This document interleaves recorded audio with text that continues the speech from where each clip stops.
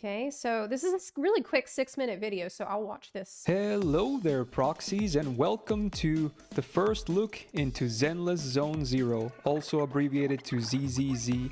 In this video, I will give you a quick and sweet overview of what to expect from MiHoYo's upcoming urban fantasy RPG. Before we begin, I'd like to thank them for sponsoring this video. Oh my god, like, I love this character so much, I'm genuinely concerned right now.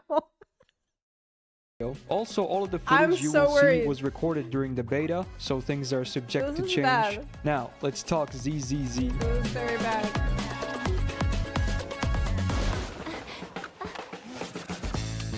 The game takes place in New Eridu, a futuristic post-apocalyptic place full of all kinds of fun and surprises. As the player, you assume the role of a famous proxy, an illegal hollow investigator known as Phaethon. And while you do choose which of the two main characters you control, much like in other Hoyo titles, in this game both of the characters will be very important and relevant in the story, which I thought was a pretty cool directional choice. Your job is to oversee the progress of people known as Hollow Raiders, making their way through the scary hollows, the hostile alternate dimensions that have been popping up. These raiders will be the characters you control in combat and the ones that are available for you to collect as well, with rich backgrounds and great interactions between them and their various factions that they belong to. Combat.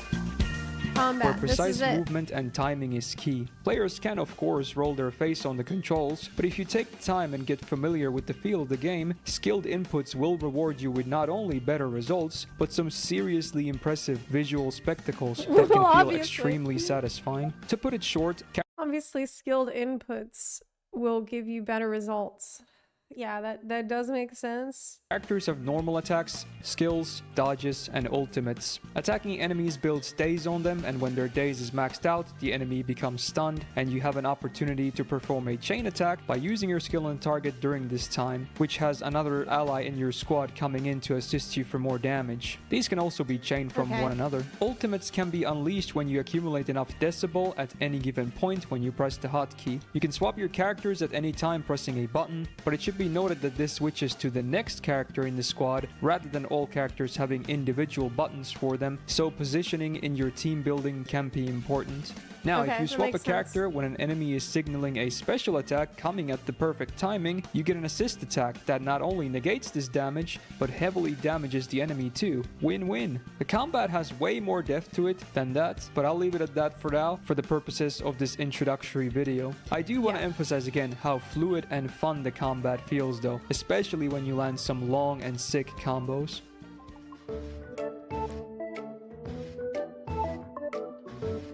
The story is presented to you in various forms. We have standard dialogue with characters as 3D models rendered as usual, but then also these very cool comic strip-like panels with full illustrations and voiceovers that I love. Very old school vibe. There are also frequent cutscenes littered throughout to improve on the quality feel of the game. Outside of your secret job as a proxy, why were people acting like there was not any story? The main characters also operate a video rental shop where their base is also hidden. You can actually have a selection of videos on display, and depending on how well you manage your store, the more passive income, aka Denny's, you can generate. The city also has various other places to visit that unlock over time, like stores for different goodies, cafes, noodle stands where you can eat before heading out to battles to get a big buff, and a newsstand to catch the latest headlines regarding in-game lore.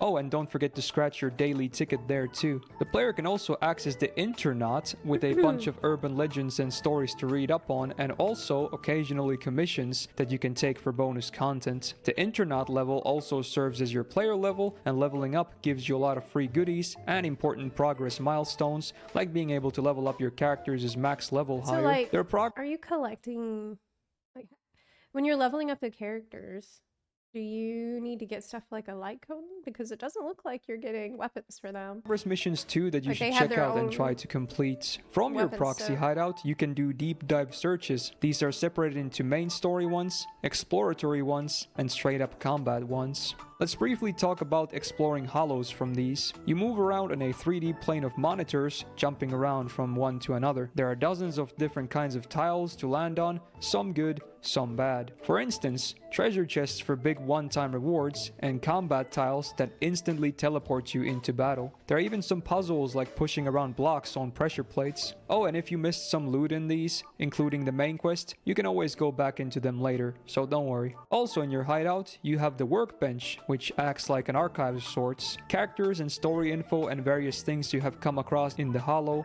are listed here. Okay. Yeah, about the gacha aspect. Now, let's talk the gacha. Known as search, players can choose from various different channels. This includes a tutorial one where you can get guaranteed S-rank agents from. Players familiar with Star Rail will be happy to hear that the gacha works more or less exactly the same way. Okay. Agent banners build pity up to 90 rolls for a guaranteed S-rank, and W engines, the weapon banner if you will, build up to 80 pity for a guaranteed S-rank. Pity also accumulates and carries over between channels of the same types. The one key difference is that agent and engine channels have 2 A rank rate ups instead of 3, so it's a bit easier to get what you want from that rarity, which I welcome. I'm also a fan of the big variety of agent designs available. We have your usual lineup of pretty girls, but also some robot, feral, and fantasy-like characters. That's and on the cool. topic of characters, be sure to keep Yeah, I leveling like and that a lot. upgrading them. I like how there's the fantasy characters look completely like they don't all look like they're made from the same model. You know what I'm saying? And Like, on the they all topic of characters, be sure to really keep leveling different. and